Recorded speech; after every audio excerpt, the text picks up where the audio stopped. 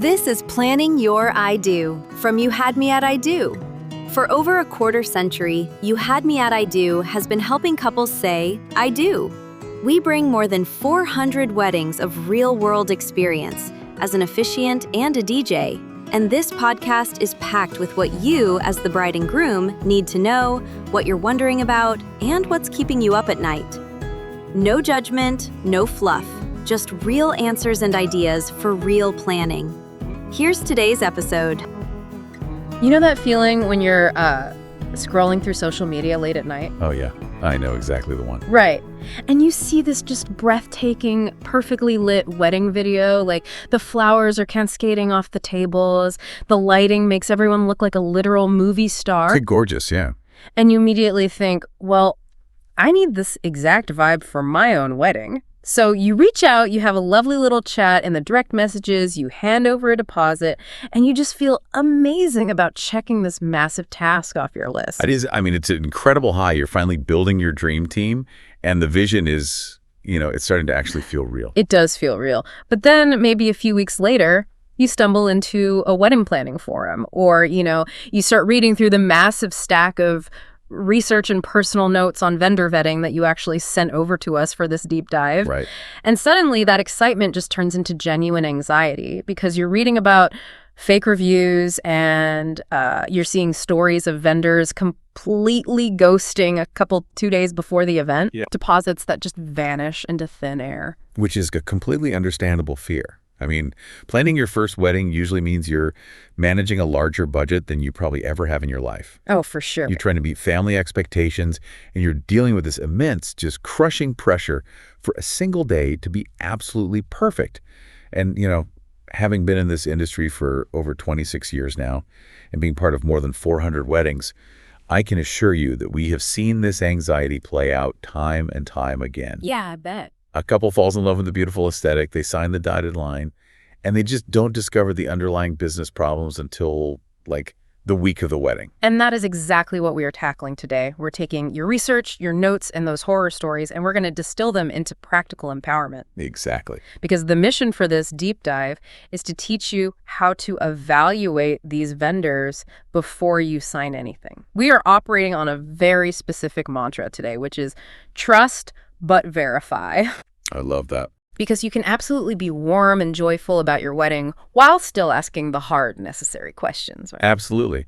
And the reassuring truth we should establish right away is that, the vast majority of vendors are honest, hardworking professionals who genuinely care about your day. Right. Most of them are great. They really are. The trick is just understanding the underlying mechanics of how the wedding business actually works.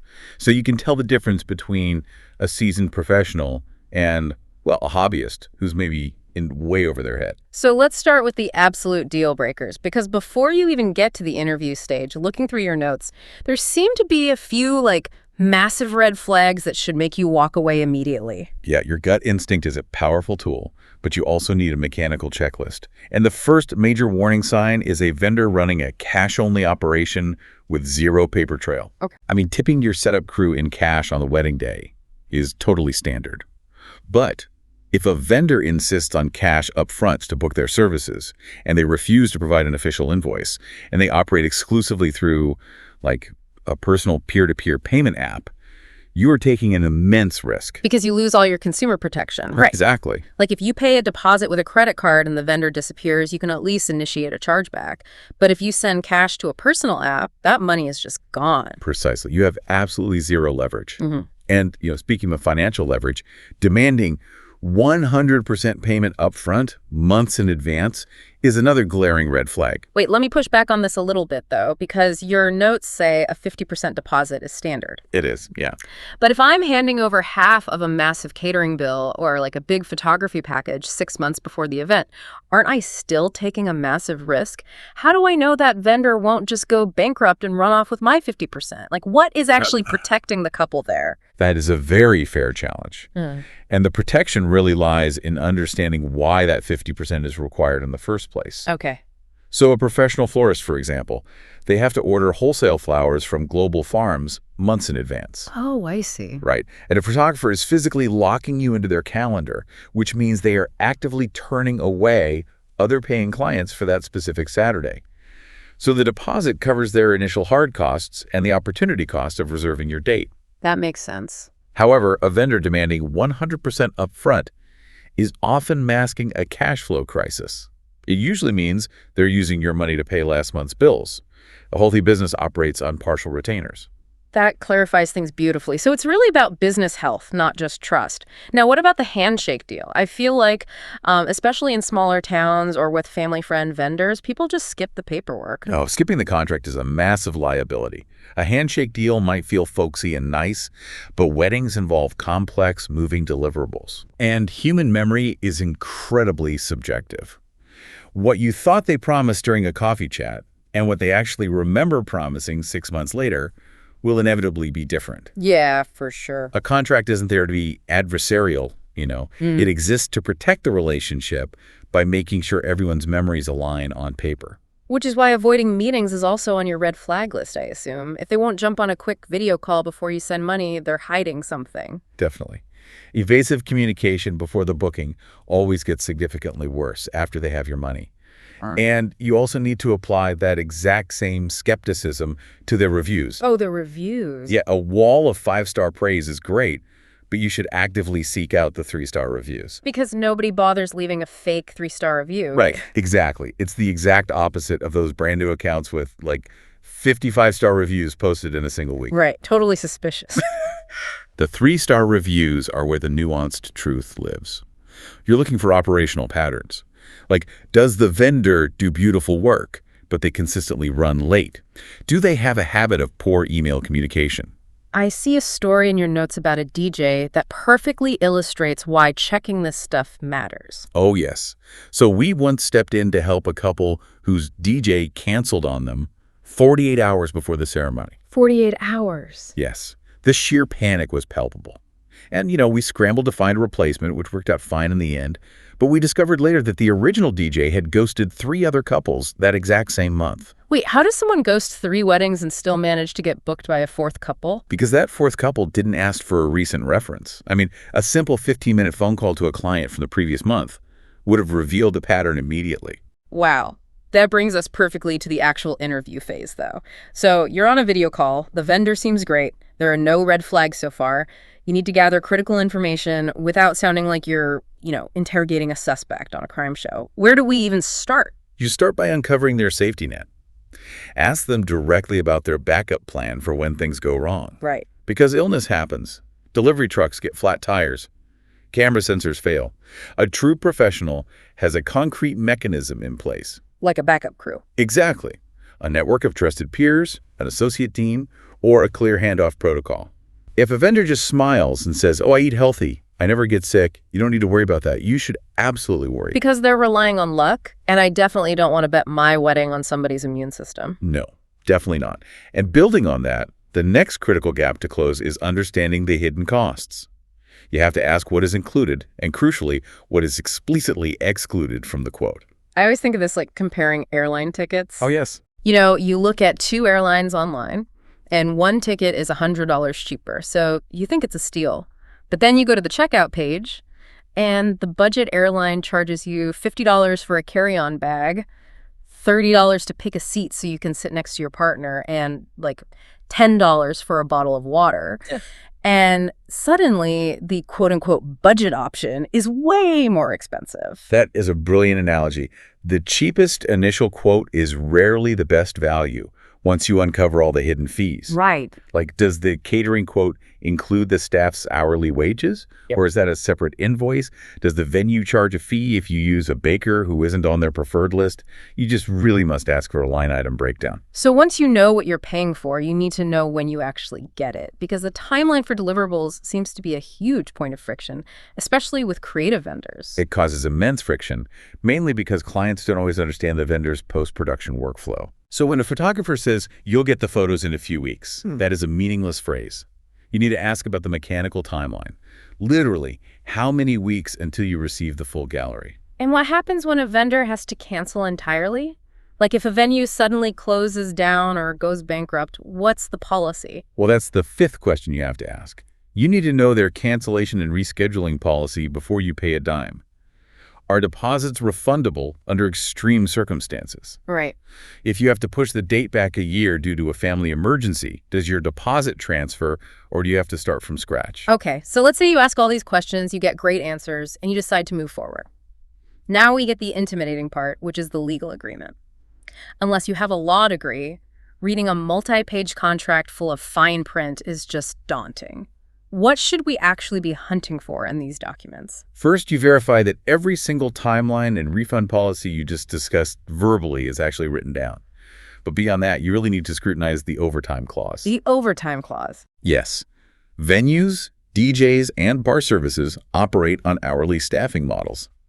If the dance floor is packed at 10 p.m. and you tell the DJ to keep playing for another 30 minutes, you need to know exactly what that half hour costs. Because it's probably not cheap. No, overtime rates are often billed at a significant premium, and you do not want to be shocked by an invoice the week after your honeymoon. Yeah, that would be a bad surprise. I also always see the phrase force majeure in these contracts.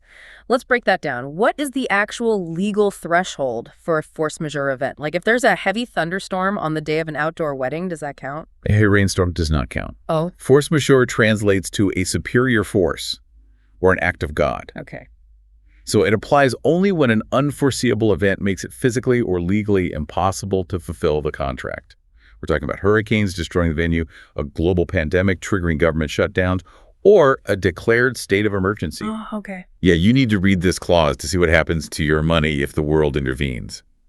During the pandemic, the entire wedding industry had to rewrite these clauses because thousands of contracts were completely silent on what happens during a government-mandated lockdown. Here's a clause I want to challenge you on, though. The substitution clause. Oh, this is a hot topic. I bet. Because if I spend weeks scouring portfolios and I book a very specific photographer because I am just obsessed with their moody artistic framing, Yes. why on earth is it legal for them to swap in a totally different person on the morning of my wedding? I didn't pay for some random associate. I paid for their specific eye. I completely understand the frustration there, and it's a very common pain point. Yeah. But the reason substitution clauses exist is actually to protect you from being left with nothing. How so? Well, if that lead photographer is in a car accident on the morning of the wedding, the substitution clause legally obligates their company to provide a replacement of equal skill so your day is still documented. Oh. However, you are absolutely right to be protective of the artistic vibe. You need to read that clause and ensure it gives you an out. What does that look like? It should state that if the lead vendor cannot perform, you have the right to review the replacement's portfolio, and if you don't like it, you are entitled to a full refund so you can hire someone else. Okay, that makes a lot more sense. It's a safety net, not a bait and switch, as long as the contract gives me the final say. Exactly. And, if you're ever reading a contract and you hit a paragraph of dense legalese that you simply do not understand, just ask the vendor. Right, they should know. A trustworthy professional will happily translate it into plain language. If they get defensive or annoyed that you're asking for clarification, well, that is invaluable data about how they handle communication. Definitely a red flag in itself. Let's shift gears a bit and dive deeper into the one category that generates the most post-wedding anxiety in your notes, which is photography and videography. You mentioned deliverables earlier, but why is this specific category such a massive stress point for couples? The stress comes from the fact that the vast majority of a photographer or videographer's labor actually happens after the wedding is over. Right. The day itself might be flawless, but then a couple is met with weeks or months of total silence. I imagine the sheer volume of data is part of the problem there. It is a massive technical bottleneck. I mean, people don't realize that a photographer might shoot 4,000 high-resolution RAW files during an 8-hour wedding. 4,000. Wow. Yeah. And culling those down to a manageable, say, 800 photos takes days. Mm-hmm. Then they have to color correct, adjust lighting, retouch. During peak wedding season, a popular photographer might have a backlog of a dozen weddings. Which brings up the second shooter debate. Because I look at packages and I see second shooter included, and a part of me cynically assumes it's just an upsell. Do I actually need 2 photographers for a standard 80-person wedding? I would argue that for an 80-person wedding where everything happens at one venue, no, you probably don't need a second shooter. A seasoned lead photographer can handle that beautifully. Where a second shooter becomes mechanically necessary is when you're bending space and time. Bending space and time. Yeah, so if you're getting ready at a hotel on the north side of town, and your partner is getting ready at a rental house on the south side. One photographer cannot physically capture both simultaneously. You're paying for logistical coverage, not just extra photos. That makes perfect sense. Let's talk about how we actually receive these photos, too, because technology moves so fast. 10 years ago, it was a DVD, then a USB drive. Now it's all cloud links. Your notes highlight a major warning about cloud delivery. This is a crucial modern detail. You must ask how long your online gallery will stay active. Really? Yes, hosting thousands of 50-megapixel RAW files and 4K video files on cloud servers costs these vendors thousands of dollars a year in subscription fees. So to manage those costs, many photographers have a clause stating they will delete your cloud gallery after 12 months. Wow. So if you forget to download the high-resolution files to your own physical hard drive before your first anniversary, they could just be gone forever. Yes, exactly. They aren't doing it to be malicious. It's just a data storage reality. You need to know that timeline so you can back up your own memories. And, the waiting game for video is often even more intense. Oh, I bet. Rendering 4K documentary footage requires immense computing power. We had a bride who waited 11 agonizing months for her wedding film. 11 months. That is completely unacceptable without communication. It was. The vendor was actually going through a severe personal crisis, which, is a very human reality. But because there was zero communication, no interim updates, no revised delivery dates, the couple just felt abandoned. Yeah, you'd think you got scammed. Exactly. A solid contract doesn't just dictate the final delivery date. It dictates the communication protocol. It should mandate an update every 30 days, which provides tremendous peace of mind. Okay, so we vetted the vendors, we survived the contract legalese, and the wedding is just a couple of weeks away. There is one final critical step in your notes to ensure this massive machine actually runs smoothly on the day. This single step has saved more wedding days than any other piece of advice we give. Yeah. 1 to 2 weeks before the event, you must aggressively confirm every single vendor. And we aren't talking about a casual text message saying, hey, can't wait to see you Saturday. Not at all. You need a rigorous mechanical confirmation. You are confirming the exact date, the exact arrival time, and the hyper-specific location details. Right. Do they need a specific loading dock code? Where are they legally allowed to park a catering van? You also verify the timeline touch points, like when they begin setup, when the ceremony actually starts, and when they're contractually released to go home. I feel like it's so easy to fall into the psychological trap of assuming someone else handled it. You think, well, the venue coordinator has the timeline, so they obviously forwarded it to the florist and the DJ. That phenomenon is called the diffusion of responsibility, and it is exactly how disasters happen. The venue assumes the planner sent it. The planner assumes you sent it. Meanwhile, the florist is operating off a messy spreadsheet they haven't updated in 6 months. Yikes. And many small wedding vendors still use incredibly antiquated systems. One fat finger typo, and your wedding date gets logged on a Friday instead of a Saturday. You actually included a wild story about a caterer in your notes that perfectly illustrates this. Yes. We were working with a couple who sent out their 2-week confirmation emails, and the caterer replied totally confused. Oh, no. Yeah, they had the wedding logged for an entirely different week in their system. A different week. If they hadn't sent that email, what would have happened? There would have been 150 hungry guests and absolutely no food.